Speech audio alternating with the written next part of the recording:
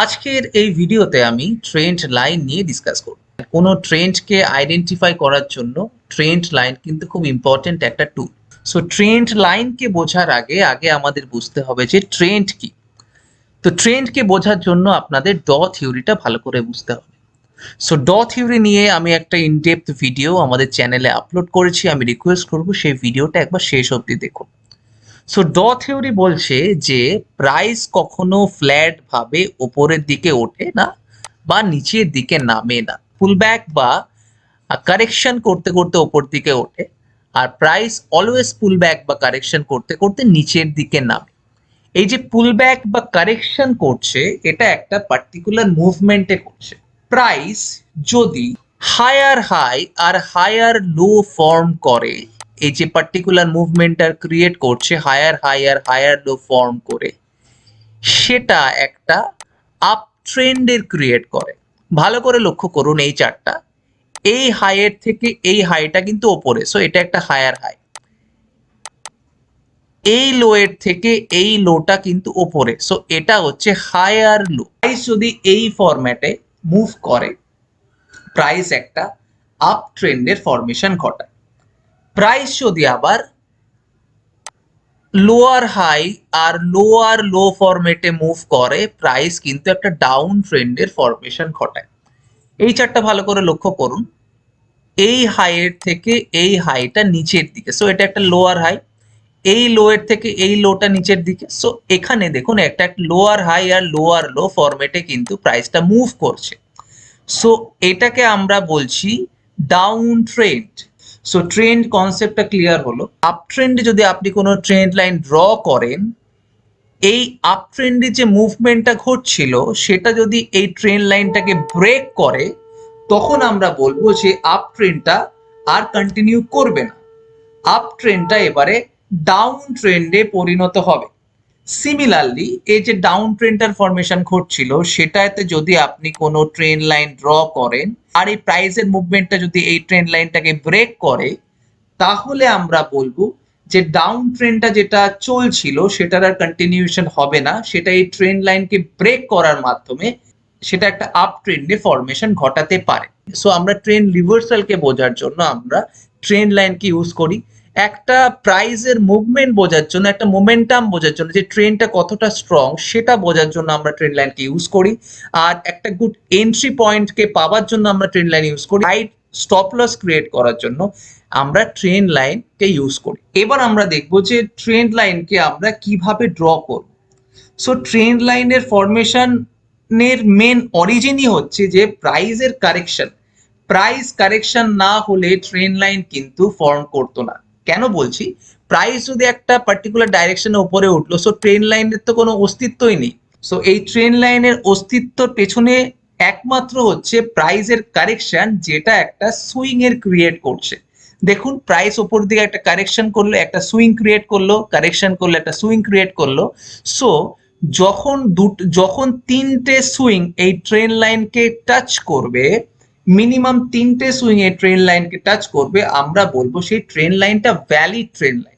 Up ট্রেন্ডের ক্ষেত্রে trend line আমরা নিচের দিকে অ্যাপ্লাই করব জেনারেলি, আর ডাউন ট্রেন্ডের ক্ষেত্রে ট্রেন্ড লাইন আমরা ওপরের দিকে অ্যাপ্লাই করব জেনারেলি।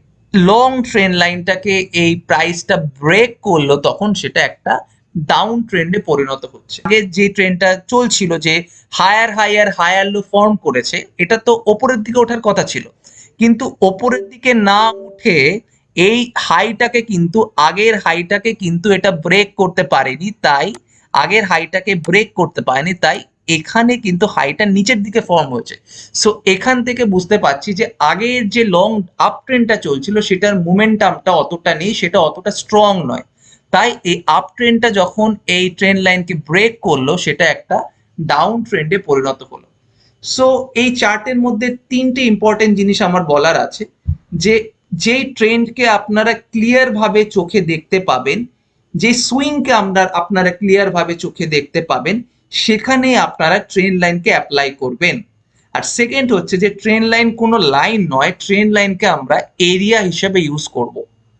খুব ইম্পর্টেন্ট একটা পয়েন্ট, যে ট্রেন্ড লাইনকে আমরা একটা এরিয়া হিসেবে কিন্তু ইউজ করব, কোনো লাইন হিসেবে নয়। প্রাইস একটা এরিয়ার মধ্যে ফ্লাকচুয়েট করে, প্রত্যেক কটা সুইং যে টাচ করবে তার কোনো মানে নেই যে যে ট্রেন্ড লাইনকে প্রত্যেক কটা সুইংকে টাচ করতে হবে। দেখুন এখানে সুইং কিন্তু টাচ করেনি, এখানেও টাচ করেনি।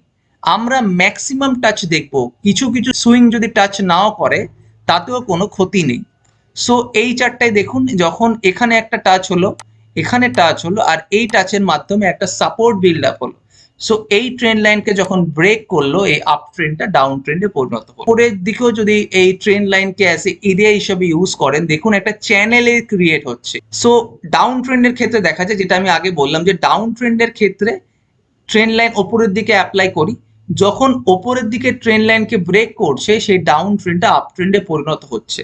ভালো করে লক্ষ্য করুন, এখানে এখানে দেখুন, এখানে একটা পয়েন্ট আর 3 নম্বর পয়েন্টের মাধ্যমে এস্টাবলিশ হলো এটা একটা ভ্যালিড ট্রেন্ড লাইন। আর খুব ইম্পর্টেন্ট একটা টপিক, যে ট্রেন্ড লাইন কিন্তু অলওয়েজ আমরা কোনো আপার উইক বা লোয়ার উইকের ওপরের দিকে, মানে উইক কখনো ট্রেন্ড লাইনের বাইরে বেরোবে না। সো উইককে সবসময় আমরা ট্রেন্ড লাইনের মধ্যেই রাখবো, আপার ট্রেন্ড লাইন সবসময় যেন আপার উইককে টাচ করে। সো এটা খুব ইম্পর্টেন্ট একটা পয়েন্ট। সো দেখুন এই ট্রেন্ড লাইনকে যখন ব্রেক করলো, এই ডাউন ট্রেন্ডটার আর কন্টিনিউশন রইলো না, এটা এখন আপ ট্রেন্ডে পরিণত হলো। প্রাইসের কারেকশনের জন্যই কিন্তু ট্রেন্ড লাইনের উৎপত্তি হয়। সো দেখুন এখানে প্রাইসের কারেকশন হচ্ছে, ট্রেন্ড লাইন উৎপত্তি হচ্ছে। প্রাইস যদি ফ্ল্যাট ভাবে নিচের দিকে নামে, তখন এই যে ট্রেন্ড লাইন, এর কোনো ভ্যালিড কোনো অস্তিত্ব থাকবে না। এবারে আমরা দেখবো যে ট্রেন্ড লাইনকে ইউজ করে আমরা কিভাবে ট্রেড করতে পারি। তো দুটো পদ্ধতিতে ট্রেড করা যায়। প্রথম হচ্ছে ট্রেন্ড ট্রেডিং, মানে ট্রেন্ড লাইনের ডাইরেকশনে কিভাবে ট্রেড করতে হয় সেটা নিয়ে ডিসকাস করব। আর সেকেন্ড হচ্ছে রিভার্সাল ট্রেডিং, মানে ট্রেন্ড লাইনের অপোজিটে, মানে যখন ট্রেন্ড লাইনটা ব্রেক করবে কিভাবে ট্রেড করতে হয় সেটা ডিসকাস করব। তো আমি ট্রেন্ড ট্রেডিং যখন ইউজ করব, তখন support and resistance, price action, trend line, এই তিনটাকে একসাথে ইউজ করব। ভালো করে লক্ষ্য করুন, এখানে যখন ডাউন ট্রেন্ডের ফরমেশন ঘটছে, এটা ফার্স্ট সুইং, সেকেন্ড সুইং, এই থার্ড সুইং এর মাধ্যমে এই যে ট্রেন্ড লাইনটা এটা এস্টাবলিশ হলো। সো যখন এখানে এটা এস্টাবলিশ হলো, এই ট্রেন্ড লাইনটাকে আমরা এক্সটেন্ড করব। আমরা এক্সটেন্ড করলাম অ্যাজ এ এরিয়া হিসেবে, এই ট্রেন্ড লাইনটাকে আমরা এক্সটেন্ড করলাম। এবার সেকেন্ড আমরা দেখছি যে সাপোর্ট কোথায় ক্রিয়েট হয়েছে। ভালো করে লক্ষ্য করুন, এখানে সাপোর্ট ক্রিয়েট হয়েছে, এখানে সাপোর্ট ক্রিয়েট হয়েছে, আর প্রাইস এখান থেকে একটু ওপরে গিয়ে এখান থেকে নিচে নেমেছে। সো এখানে আমরা চেঞ্জ অফ পোলারিটি প্রিন্সিপাল পাচ্ছি, মানে old support become new resistance এখানে ক্রিয়েট হতে পারে। সো এই এরিয়াটাকে আমি আরো এক্সটেন্ড করলাম, এই পয়েন্টটাকে বলছি এরিয়া অফ ইন্টারেস্ট। প্রাইস যখন এখান থেকে পুল ব্যাক করে এখানে আসবে, প্রাইসের হাই চান্স যে প্রাইস এখান থেকে নামতে পারে, কারণ যারা এখানে রেজিস্ট্যান্স দেখে কনফার্মেশন পেল তারা এখানে শর্ট পজিশনে এন্ট্রি করবে, আর যারা এখানে সাপোর্ট দেখে ট্রেড করে তারাও এখানে এন্ট্রি করবে, কারণ old support become new resistance হতে পারে। সো প্রাইস যখন এখান থেকে নামবে তখন আমরা এখানে শর্ট করব। Old support become new resistance, price অ্যাকশনের দিক থেকে কেন ভালো করে লক্ষ্য করুন, একটা শুটিং স্টার ক্যান্ডেলস্টিক্স, আর এই প্রাইসটা ট্রেন্ড লাইনকে রেসপেক্ট করেছে। এবার ভালো করে লক্ষ্য করুন, আপনি এখানে যদি এন্ট্রি করেন, চান্সেস আছে প্রাইস পুল ব্যাক করে আবার ওপর দিকে চলে যাওয়া, যদি আপনি শর্ট পজিশনে এন্ট্রি করেন। ভালো করে লক্ষ্য করুন, এটা হচ্ছে long trend line, main down long trend line, আর এখানেও দেখুন একটা শর্ট ট্রেন্ড লাইনের ফরমেশন ঘটেছে। ভালো করে লক্ষ্য করুন, এই শর্ট ট্রেন্ড লাইনটাকে যখন এই প্রাইসটা ব্রেক করবে, তখন কনফার্মেশন পাচ্ছি এই যে লং যে ডাউন ট্রেন্ড লাইনটা চলছিল, এই লং ডাউন ট্রেন্ড লাইনটা কন্টিনিউ হবে। আপনি যদি এই ট্রেন্ড লাইনটা ব্রেক করার জন্য ওয়েট করেন, এই বিয়ারিশ ক্যান্ডেলস্টিক্সটা একটা স্ট্রং ভাবে এই ট্রেন্ড লাইনটাকে ব্রেক করলো, আপনি এখানে এন্ট্রি করতে পারেন, বা এন্ট্রি করলেন আর আপনি এখানে স্টপ লস দিতে পারেন। আপনি এখানেও এন্ট্রি করতে পারতেন, পুল ব্যাক করে ওপর দিকে চলে যেত, তাহলে কিন্তু আপনার লস হতো। সেকেন্ডারি যে আপ ট্রেন্ড লাইনটা আছে সেটা ব্রেক করার ওয়েট করলেন, ব্রেক করার পর একটা প্রাইস অ্যাকশন দেখছেন যে এটাকে ব্রেক করেছে, আপনি এখানে এন্ট্রি করতে পারেন। এইভাবে ট্রেডিং আমরা করতে পারি, মানে ট্রেন্ডের দিকে আমরা ট্রেডিং করছি। ওকে, সো এবার আমরা দেখব যে রিভার্সাল ট্রেডিং কিভাবে করতে হয়। দেখুন এখানে একটা আপ ট্রেন্ড এস্টাবলিশ হয়েছে, আর এখানে লক্ষ্য করুন এখানে ডবল টপ চার্ট প্যাটার্নের ফরমেশন ঘটেছে, ডবল টপ। সো এই দুটো টপ কিন্তু সেম, এই দুটো হাই কিন্তু সেম।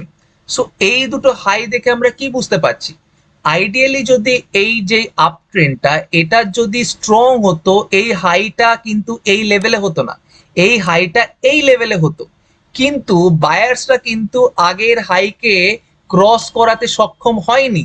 এটা দেখে আমরা বুঝতে পারছি যে আগের যে স্ট্রং বুলিশ মোমেন্টামটা ছিল সেটার অতটা আর বুলিশ নয়। এরপরে ট্রেন লাইনকে ব্রেক করলো, ব্রেক করে আপনি এখানে এন্ট্রি করতে পারেন, আর উপরে আপনি স্টপ লস দিতে পারেন। সিমিলারলি ডাউন ট্রেন্ডের ক্ষেত্রে দেখুন একটা ডবল বটমের ফরমেশন ঘটেছে। যদি এটার স্ট্রেংথ বেশি থাকতো এই ডাউন ট্রেন্ডটা এখানে ফর্ম হতো, কিন্তু এটা এখানে যেহেতু ফর্ম হয়েছে মানে আগের প্রাইসকে সেলার্সরা ব্রেক করতে পারেনি। এখান থেকে বুঝতে পারছি যে বায়ার্সরা আবার ফিরে আসছে। সো বায়ার্সটা যখন ফিরে আসছে এটা একটা কনফার্মেশন দিল যে আগের যে ডাউন ট্রেন্ডটা চলছিল এটা ব্রেক করলো, আপনি এখানে এন্ট্রি করতে পারেন। প্রাইস অ্যাকশন দেখছে একটা বুলিশ প্যাটার্নের ফরমেশন ঘটেছে, আপনি এখানে এন্ট্রি করতে পারেন, আর এর নিচে আপনি স্টপ লস দিতে পারেন। করতে যদি আপনার রিস্কি মনে হয় আপনি পুল ব্যাকের ওয়েট করবেন। Whole resistance become new support, hammer candlesticks এর ফরমেশন ঘটেছে, ওর দিকে যাবার একটা ইন্ডিকেশন আপনি পাবেন। সো আজকের ভিডিওতে এতটুকুই। যদি এই ভিডিওটা ভালো লেগে থাকে আমি রিকোয়েস্ট করবো আমাদের চ্যানেলটাকে লাইক করুন, সাবস্ক্রাইব করুন, আমাদের সাথে থাকুন। ধন্যবাদ।